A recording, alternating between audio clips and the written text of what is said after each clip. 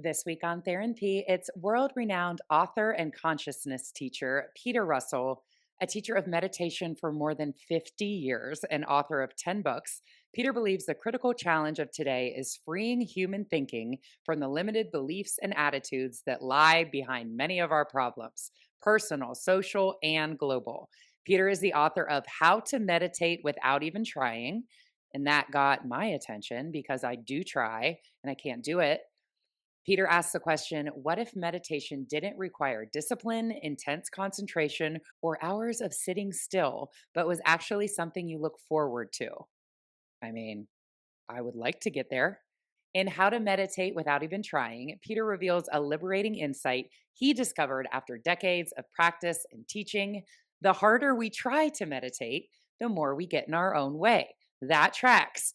More than just an introduction to a basic principle, How to Meditate Without Even Trying provides tips and refinements that allow readers to dive deeper into stillness to the very core of their being and experience the essence of spiritual awakening. Please do me a favor and hit subscribe wherever you're listening to this episode. That way, you'll get an alert every time a new therapy drops. Maybe even consider taking 2 seconds to leave me a quick review on Apple Podcasts. I have not gotten one in a minute, and it would help me so much. That is how people find new shows. If something resonates for you in this episode, please consider sharing it on social media, sending it to a friend. And now, your weekly dose of therapy with Peter Russell. I'm not sure how much you know about therapy, but it's me talking to coaches, mental health professionals about what I'm struggling with. When this came across my desk, How to Meditate Without Even Trying, I realized how much my nervous system is never regulated and how much I could benefit from meditation. But I'm hoping Yeah. today you can make me feel better about how I can do it and maybe even take me through a meditation. Yep. Because I did the 3-minute one on your website, and I have a couple of things came up, and I'm glad I did it so I can ask you directly. But Lovely. Lovely, okay, yes. I first also wanted, I've listened to a lot of your work and just wanted you to share some little gems that I've gotten from you, especially about relationships that I really found very insightful. Let's just start just a little bit about what you do and how you got into the work that you're doing. What I do, I mean, I'm a writer by profession, well, have been, I Yeah. think yeah.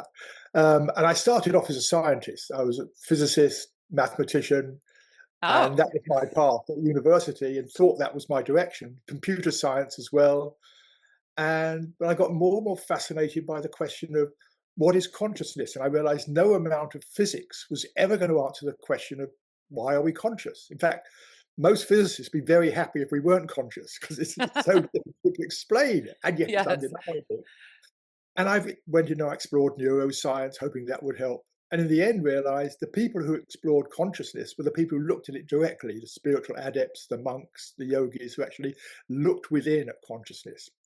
And I realized, yeah, that's what I need to do. And so that's what got me interested in meditation as a way of Okay. exploring consciousness and sort of beginning to answer those questions. And so Got I've it. been into meditation most of my life. It's there in the background. For a while, for about 5 years, I was always full-time teaching meditation and loved doing that. But then more and more, I just got into writing and then giving talks and lectures about it. And I actually spent about 15 years of that back in the 80s teaching meditation in corporations Oh my where gosh. and then it was a complete unknown, and I was approached by this major multinational corporation in England, and could I teach their directors in their boardroom meditation? But they said, I must not tell anybody what I'm doing. They were so scared of what would happen to the public reputation, to their share price, if they thought their top executives were meditating. Now, of course, Google and lots of other companies out here in the Silicon Valley and other, they're very proud to say they're teaching their people meditation. Absolutely. You're making me think like high level corporate execs. I had a retired Navy SEAL commander on recently, and now he's a meditation and mindfulness teacher. And he's like, I was so driven and just like always like looking ahead. And so you would think that that's like your superpower and that's a positive thing, but that's probably also something that would make it hard, you would assume, hard to meditate. And he was always looking for the next performance hack. And he Yeah. said he was almost tricked into it. Like a coach was like, what if I had a magic pill that's going to help you with your performance, help you, all these things like regulated? He was like, yeah, I'd take it. And he's like, well, it's meditation. He's like, so you said that you would do it. And he's like, I had to be tricked into it. I'm going to get into so much about meditation, but listening to your work recently, I casually mentioned I'm going through a divorce and I do a lot of stuff like relationship work and talk to relationship coaches. I loved how you explained relationships and the perceiving of threats and attacking back and how that kind of is like cyclical. Could you share what we do in relationship, maybe subtly, maybe unintentionally, that probably brings down most relationships without even realizing we're doing it? Yes, yes. Okay. I think it applies to all sorts of relationships, not just our intimate personal True. relationships. True. And what happens, it's time and time again, we can be on the surface getting along fine, and then somebody says something or does something which upsets us, and we may feel often we may feel a bit up anger or something, or a bit upset, or we feel they've attacked us in some way or another, and almost, I won't say natural response, but our normal response is then to attack back. So if you said something that hurt me, I might go, well, what do you know about this? Or something. Mhm. It's some attacking statement. Now, initially, you didn't mean to hurt me or attack me, but it Right. did. The effect was what you said, because of all my stuff and how I interpreted it, led me to react and, without thinking, attack back. Now you feel attacked because I did mean to attack you. And if Yes. you're not a super enlightened being either, then you fall into that, you come back to me, and we're off into this vicious circle we get of two people sort of subtly attacking each other. And it may not be verbal, it may just be her, or Yep. turning away, Silent silent, treatment. Yeah. and so on. Yes, various ways just to let the other person know you're not quite happy with them. You don't love them perfectly. It's all Yeah. about a withdrawal of love. An attack is the opposite to love, really. Yes. How do we is the only way to stop doing that to get in there and heal the triggers that are coming up? Because again, you could say it's unintentionally, you're saying something, but something happened to you that hit and the person didn't mean to hit it. Until you get in there and could kind of heal, is it just going to be like a cycle? It needn't be. I mean, one way, the Okay. traditional way, is get into and look at all the triggers, etc. But there's a much simpler way in the moment, and that is realizing what everybody wants underneath is to be loved, to be accepted. None of us want to be attacked. It happens, but none of us want that. We don't want to be upset with the other person. So recognizing that, you like what you want love. That's what you really want. You want to be accepted. You don't want to be attacked and rejected. And so the thing then is to say, okay, I have something I want to say to you that I'm feeling a bit hurt or something. And how can I say this to you in a way in which you feel loved and appreciated? So it's about stepping back and catching that little attack motive, stepping back and say, okay, how could I say this? And it may be, simple things like, I really want our relationship to work, but there's something here I need to talk about. And, I really care for you, and preparing the ground and then shaping it in such a way that the other person feels appreciated and loved. Yes. And Right. then the vicious circle is turned around, and then you come back to me. It's very simple, but it's quite profound. When you start doing this in a relationship, a whole other level of love is there, which is sort of it's just a deeper appreciation of the I was other going to say person. appreciation. Yes, That descends into exactly. the relationship. Yeah. It seems like it's And in that pause that I never take because I'm never regulated. Like I right. react. It's taking that pause and considering how could I say this differently? I'm missing that step. Yeah. Okay. And it's said to be one of the Buddha's definitions of right speech. He says, Mm. if you can't say something in such a way that the other person feels loved, don't say it. It doesn't mean just shut up and keep quiet. It means don't say it then. Wait until you've found Yes. a way in which you can say it so that the other person feels loved and Yes. appreciated There's too. power in the pause. Um, let's get into how I could be more emotionally regulated, and maybe that's meditation. Can we start with what is meditation and what is it not? It's not about trying to get rid of thoughts, first of all. People think that it's Okay. about getting rid of my thoughts. No, it is about the sort of meditation I'm interested in. It's about letting the thoughts quieten down and become quieter. And so it's about letting the whole mind become quieter. But a lot of people, when they start meditating, they say, oh, I can't stop thoughts coming in. It's the monkey mind. I'm no good. And, maybe somebody says to them, "Well, I told you it was hard. You've got to try harder," because we have this thing in Yes. our culture, if you don't succeed, try harder. But Yes. the sorts of meditations I'm interested in, and just say that I'm interested in, because there's many different sorts, and some do involve a lot of concentration, in sort of monastic traditions where you're training the mind in certain ways. And those sorts of meditations may require a lot of focus and concentration and training. So what I'm interested in is everyday meditation for the normal person living a regular life with a job or whatever, whatever we're doing. We all get wound up. We all get stressed. We all get busier and busier, it seems. And in a way, deep down, we'd love to better just have, a vacation right now, just like let it all go. And that's how I see the sort of meditation I'm interested in, is like just stopping. How can I just stop? Mhm. Uh, sometimes I just call it ha- just sitting quietly with yourself. How can you just sit quietly with yourself? Hmm. And that may sound easy No, until you it try doesn't. until you try to sit quietly with yourself, and up comes this and up comes that, and there's that, "Oh, I must do that," and you've got that itch you've Yes. got to scratch. It's not Yes. as easy as it sounds. No. And you just said we are trained. The sorts of meditations I'm interested in, and just say that I'm interested in, because there's many different sorts, and some do involve a lot of concentration, in sort of monastic traditions where you're training the mind in certain ways. And those sorts of meditations may require a lot of focus and concentration and training. So what I'm interested in is everyday meditation for the normal person living a regular life with a job or whatever, whatever we're doing.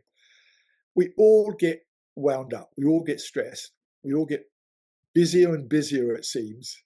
And in a way, deep down, we'd love to better just have, a vacation right now, just like let it all go. And that's how I see the sort of meditation I'm interested in, is like just stopping. How can I just stop? Mhm. Uh, sometimes I just call it ha- just sitting quietly with yourself. How can you just sit quietly with yourself? Hmm. And that may sound easy No, until you it try doesn't. until you try to sit quietly with yourself, and up comes this and up comes that, and there's that, "Oh, I must do that," and you've got that itch you've Yes. got to scratch. It's not Yes. as easy as it sounds. No. And you just said our mind is trained to try harder, but you say meditation is actually an untraining of the mind. It is. It's for once, it's about not trying to do anything and not trying to get anywhere. I think this is one of the mistakes of meditation, or misinterpretation of, "I am going to reach some amazing state of consciousness. I'm gonna get somewhere. I'm gonna get to Yes. whatever it is. Or I'm just gonna get to a state of complete samadhi and silence." It's trying to get somewhere. Yes. And in a way, there's nowhere to get to. For me, it's about just coming back to the present moment and just being here in a relaxed way, and letting the attention relax. And Yes. so, because there's nowhere we're trying to get to, there's not really anything we're trying to do. So the way I approach meditation is not as a technique. You sit down, you do this, and you focus on your breath, and you count this, and you do that. There are those techniques. I'm interested more in an attitude that Hmm. allows the mind to gently settle down and become quieter and quieter. And that is ways like finding ways to like let go of any tension or trying that might be there. It creeps in so easily. I mean, I know it does with me sometimes. Yes. Meditating, just like, well, maybe if I did, it's not quite so good today. Maybe if I did this, and it's like, no, the truth is, it's not quite so good today. Yes. Just being And with that. I did your 3-minute meditation today and you said exactly that on that. You're like, there's nowhere we're trying to get to, nothing we're trying to have happen. And I was like, how are you in my mind? That's why I'm like, am I doing it? You're not trying to get to this Zen state. You're right, just present in the moment. What I do, I'm a single mom and I have my kids on certain days and there's like times that they need picked up. I go ahead, I start doing my grocery list because I'm like, I look at it as I have this time where I'm not doing anything else. So my mind wants to get things done and check things off. Like someone yeah, that's hyper efficient, it is like you have to hold me down in meditation. How do yeah, you like counteract that? Or someone that's highly functioning and just trying to I'm always trying to get ahead and set up my future self. So for me to right. sit with this self is very foreign to me. right, Because I yeah, feel like I'm wasting time. I'm not, I could be getting all these things done. I'm just sitting here thinking of them. right. I think the first thing is, when you sit down to meditate, whatever it is, 15 minutes or something, whatever it is, few minutes or 20 minutes, you're actually saying to yourself, there's nothing I need to do right now. In a way, because you're giving yourself the time to settle down, there's nothing I need to do right now. But what Okay. you'll notice is all those thoughts keep coming up, oh, I need to do that, I need to do that. And there's a tendency to rush back into the world, to get back into the world of doing. And it comes to all of us. And the basic essence of the practice I teach is when you notice that's happening, when you notice the thinking mind has come in again, just to withdraw your attention from it, no longer be interested in it. It's like coming back to what am I noticing around in the present moment? So it's making a choice at that moment not to follow the thought any further. But the thought Mm. is always taking us out of the present moment. Our thinking, whatever it is, what I need to do, or did I do that right yesterday, or whatever it is, our thoughts take us away from the present moment. And if the meditation is about just relaxing into the present, if we withdraw our attention from the thought that was taking us away, just basically say, I'm not going to be interested in that thought anymore for the next 15 minutes. I'm not going to be interested in that. It's going to come up, but each time it comes up, I'm going to withdraw my interest from it. Okay. And then there's the present moment again. We don't have to do anything to become present. This is really important, I think. We don't have to do anything to become present. We just have to stop doing the things which are taking us away from the present moment, which Yes. obscure the present moment. You just said you answered. We don't have to do anything. I was going to ask, because I've heard people say you need an anchor to come back to. When you feel your mind drifting, you have an anchor or a statement, or like, can you explain that? Like, how do I come back? Do I have something that I say to myself? Is an anchor a thing? That is, I mean, that's one approach, and that's a technique which is quite valid. With my with the way I teach meditation, Mhm. I don't use anchors. Okay. It's more a question for me is how is your attention? It's not so much where you put the attention, which is like an Okay. anchor. Oh, I'll put my attention here, I'll put my attention there. It's more like, can my attention be softer and more relaxed? And that's the key thing. Can my attention be softer and more relaxed? And then I drop back into the present moment, just like here it is. Not focusing, not trying to focus on any part of the present moment, but just here it is. Here I am experiencing this. And oh, there's that thought again. But right now, I'm not going to follow you any further. Okay. It's like Yeah. acknowledging it. There it is, but I'm done. That's it. Then cut it off. Don't follow it down the road. It's saying, here Yeah. you are. Okay. I see you Yeah. because I'm Yeah. present, but you're gone. And don't feel you've gone wrong because that thought keeps Right. coming, or because the thought keeps coming back. Don't feel you've gone wrong or you're not meditating correctly or you're no good. Those thoughts will come back. The skill Okay. is learning when that thought comes back is just to say, okay, but right now, for the next whatever it is, 15 minutes, I'm not Okay. going to follow you any further. When I finish meditation, I'll get into you. I'll come back to you and do whatever it is. But right now, I've already decided there's nothing I need to do for the next 15 minutes or whatever. Okay. I was thinking, because I remember I had somebody on, I was like, I can't meditate. I can't turn off my mind. And they were like, Erin, your thoughts will come, but Yes. it's like noticing I thought it was like, notice when you're in this like calm state and this thought is coming, look at it. So, but you're saying like, acknowledge, but I'll deal with it later. I thought it was like you were supposed to kind of entertain what comes when your mind is quiet. But Um, no, it's slightly different. It's slightly, and okay. within this, because it's subtle and it's not part of our daily householder experience, sometimes, it's hard to sometimes express this in our normal vocabulary. So it's more, yes, when a thought comes, I don't say, get into what is the thought about. It's not a sort of little bit of self-analysis. Yeah. It's just, but it is accepting it. It's accepting thoughts come. They do for everybody. The most experienced meditators will have Okay. thoughts. It's there, Okay. and it's like, but so it's accepting it, but not looking into it any further. It's just saying, I love right that. now, right now, thank you. I know you're trying to be helpful. You're looking Yes. at trying to look after me. You're trying to be helpful, but right now, I'm not going to follow you any further. I'm just Yes. going to I'm going to put my interest back into. here in the present moment. What's going on in my body? Oh, the sounds around me, whatever it is. Oh, there's my breath. But not focusing on the breath like in some practices. They say, Yes. oh, there's the breath. Isn't that nice? And there, oh, and here's that. And even like, oh, there's the sound of the fridge. You know, it's Okay. part of what's happening in the present moment. Okay. What about like with a guided meditation? Because again, what you've already reframed it. I was thinking if you're supposed to see what comes and just be present in the moment, you shouldn't be following like guided instruction on listen, feel it in your toes, feel it in your hand. So how is that different? And should someone that's new start with a guided meditation? There's many different thoughts. Yes, guided meditations are very valuable, and I sometimes teach guided meditations. They can be very helpful. But then you need a guide, or you need a True. record, or you need a recording of a guide. Yes, there's lots of different sorts of meditations, and I'm not saying they're no good or don't work. They do. Okay. They have, a particular purpose. A guided meditation might be about, getting some insight into something. You want to get Okay. insight. So they're valuable. They're valuable in different areas. Okay. I'm just, I'm just looking at the sort of meditation that will help the ordinary person stop, quieten down, let go of some of that stress that's been built up in the day, and just go, ah, it's just I going. want that.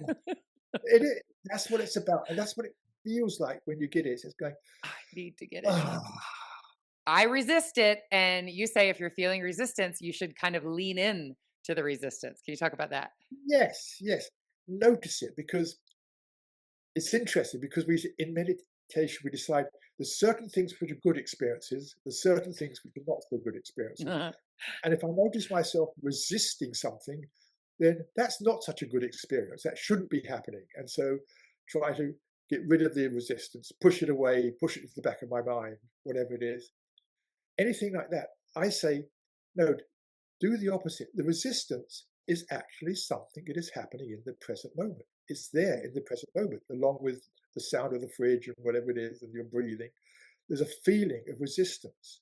And so notice that and go to the body, explore what it's like in the body. Like, say, okay, there's resistance. And instead of pushing it away or overlooking it, saying, okay, what does it actually feel like? And you'll notice somewhere there's some tension or something in the body. And just like, okay, that's what you're like. That's what resistance feels like. And when you do this, time and again, you'll feel it gradually just begins to soften and dissolve. And it's like Okay. sometimes we're even resisting experiencing the resistance.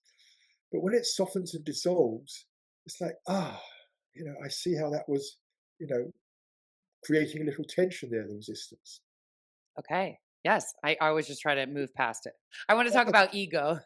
When we talk about like letting go, we're really talking about like getting out of ego. Can you talk about what staying in an ego frame of mind? I don't know what to call it. Staying in ego actually does to us.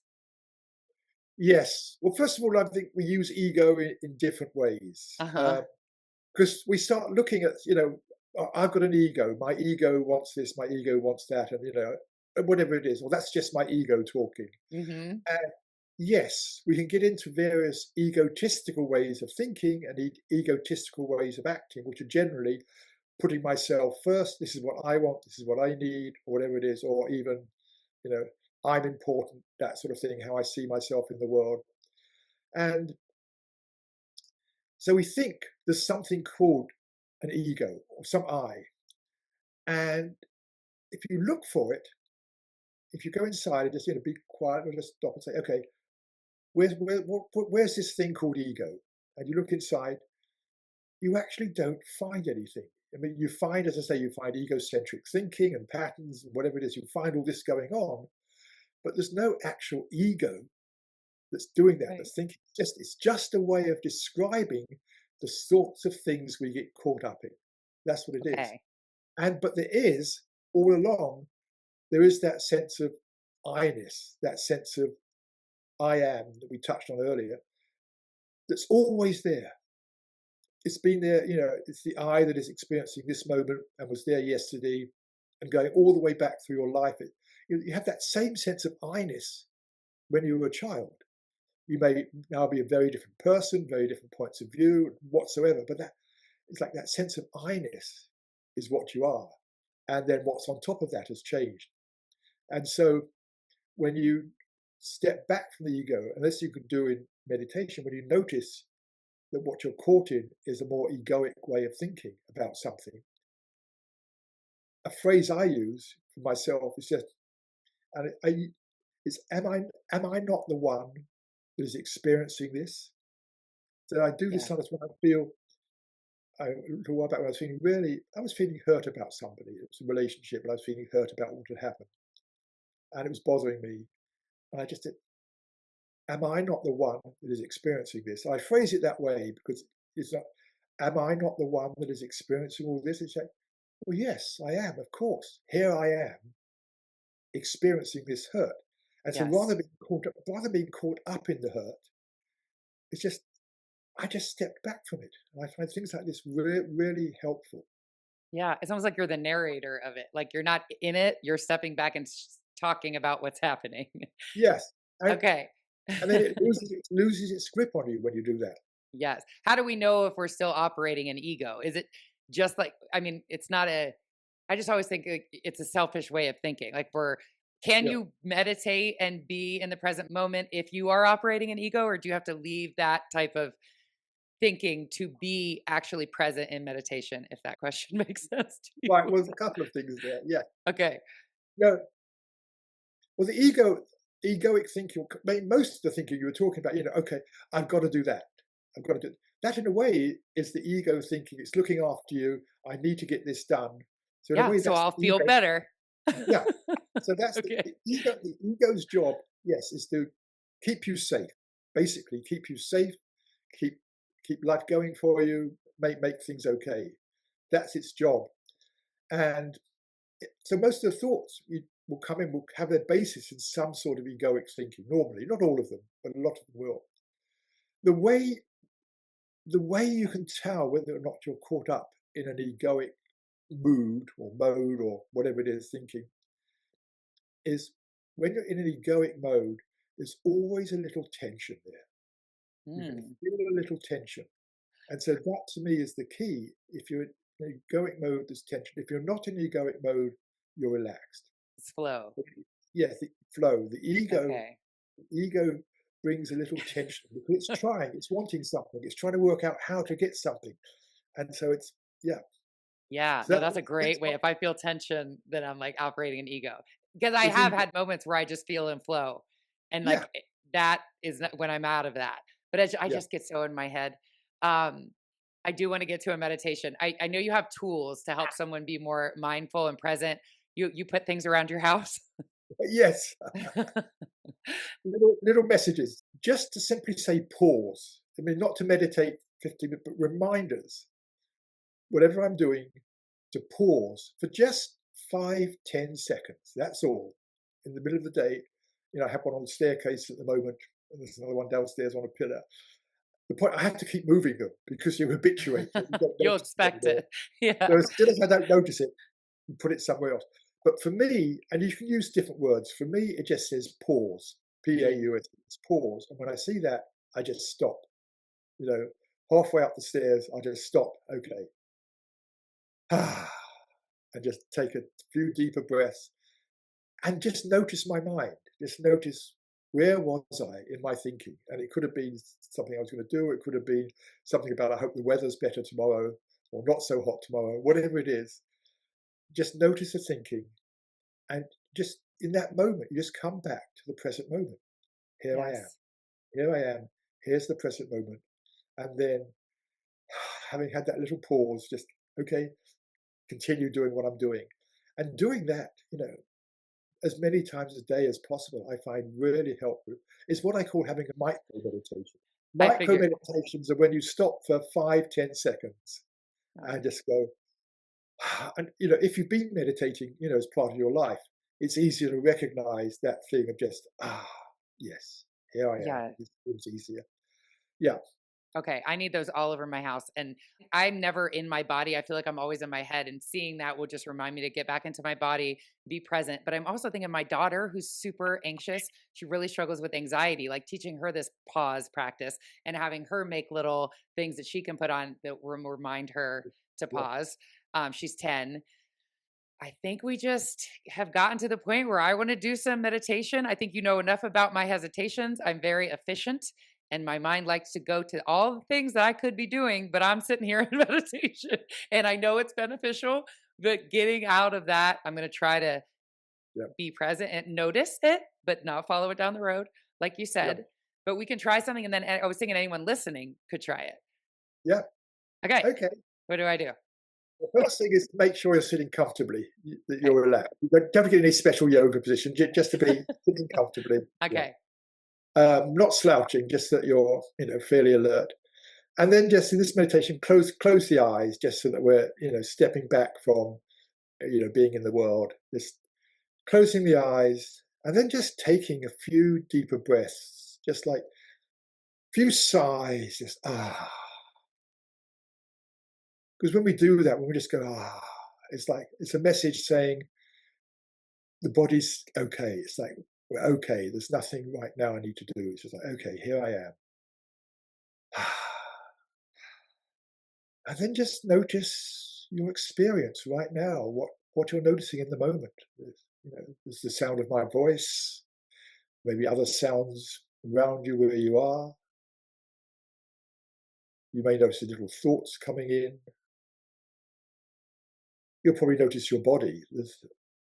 There are sensations, the pressure, sitting on the chair or whatever you're sitting on. Maybe just, that, as I said, that gentle movement of the chest as you breathe. Not focusing on it, just noticing that. Maybe some tingling in the face. Whatever. I mean, I'm just saying these things you might notice, but really it's what do you notice in your body as you settle down like this and just begin to relax? What do you notice is happening in your body? And just notice that. But we're not focusing in on anything particular. It's like, with a camera, you can either focus in and be very particular, or you can zoom out. In this meditation, it's more of just zooming out. Here I am, and here's this moment. Here I am, here, sensations in my body, the sounds around, and just let the attention soften and relax. It's the opposite to focusing. It's just that zoomed out, softer attention.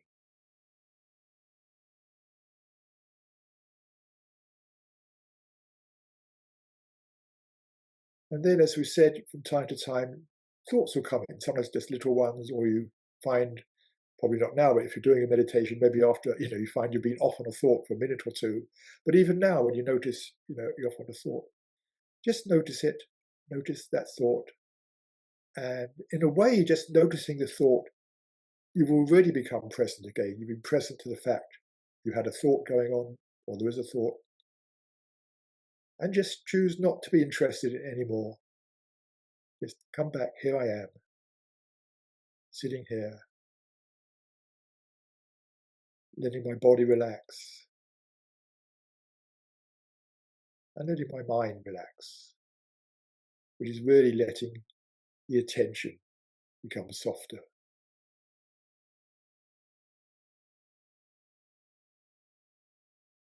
And as you do that, you may notice some little shifts in the body, little letting go happening there, little relaxation there maybe.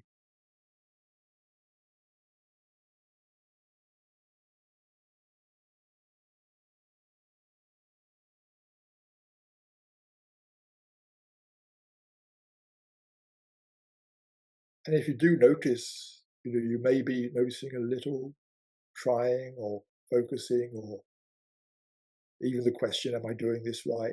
Whatever, anything like that, just notice it and just say, okay, that's part of what's happening at the present moment. Just let that go and just come back to your actual experience, because your actual experience is always in the moment.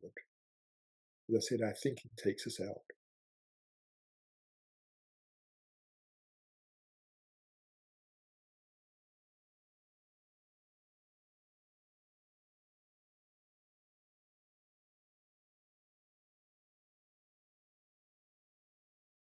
And remember, there's nowhere we're trying to get to in this practice, nowhere we're trying to get to. And so there's nothing we need to actually do. And let's just continue for another minute or so, just like this, without me talking, just to give you a sense of just allowing your attention to relax and just coming back into the moment when you notice you drifted off somewhere.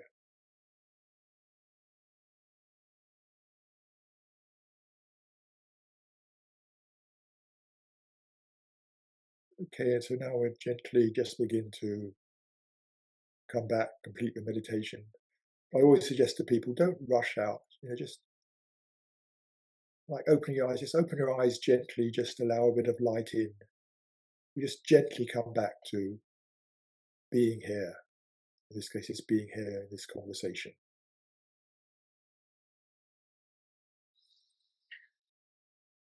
I feel so relaxed.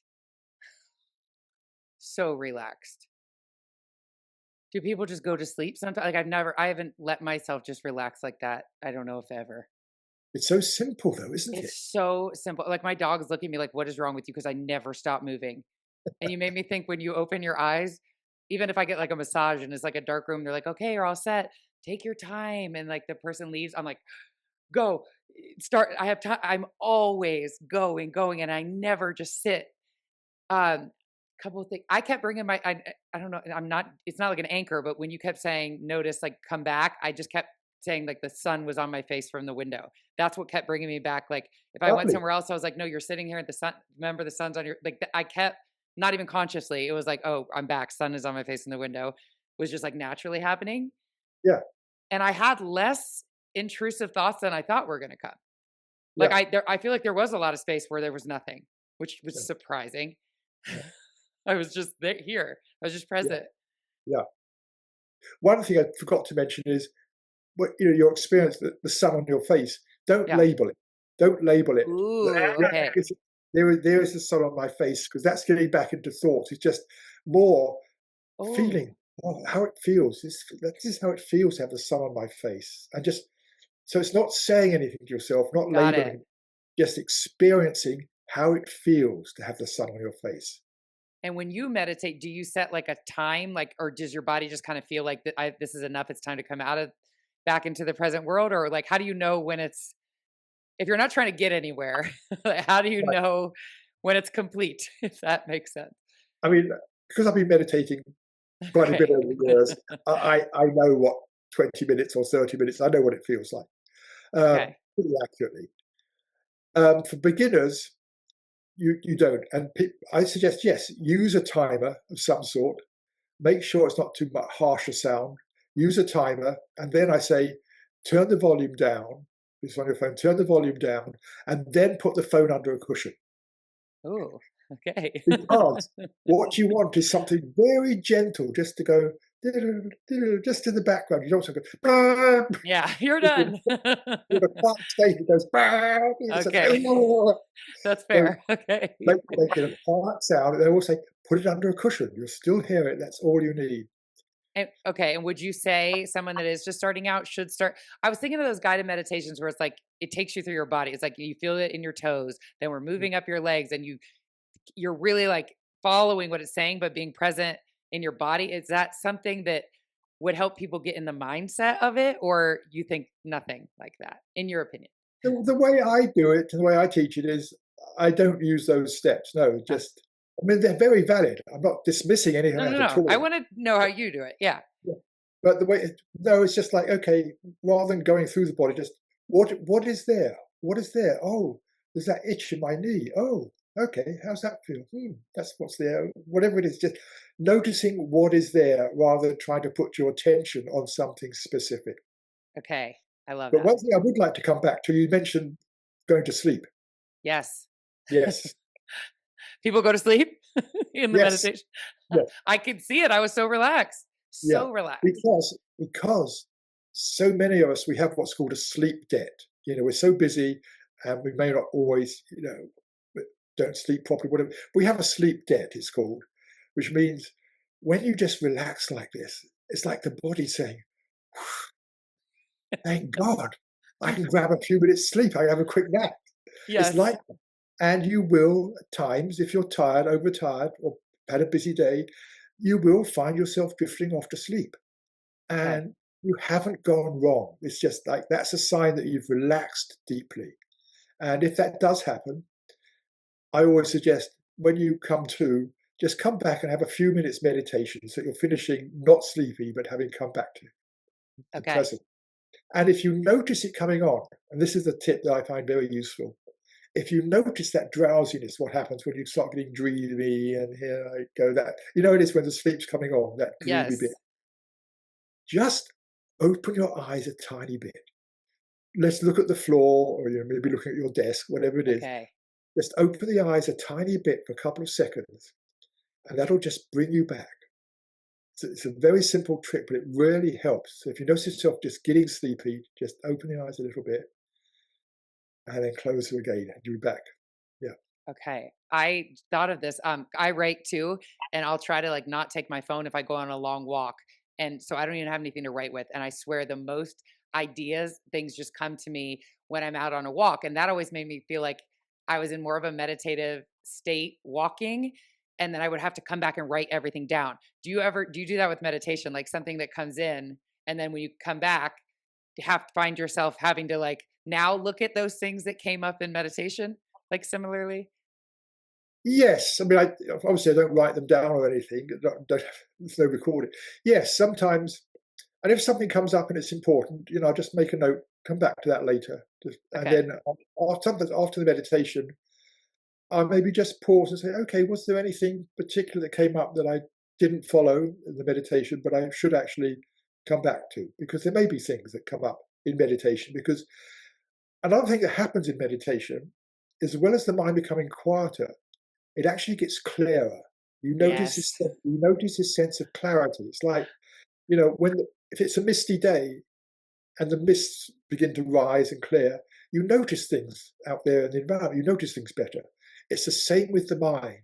When the mists begin to clear a bit, you'll notice things will come up which you hadn't noticed before. Things that you need to. They come through like something Yes. whatever it is, do or think about, or just an insight. Sometimes an insight might occur. So this can happen. And so just afterwards, I'll just check, was there anything? And then it's like, oh, yes, yes, that was. And often it's an insight, not just something else to do, but it's like, oh, I Yes. see. I mean, a lot of what I've learned about meditation has come from meditation. Yeah, Meditation has taught me how to meditate. It's that like, makes oh, sense.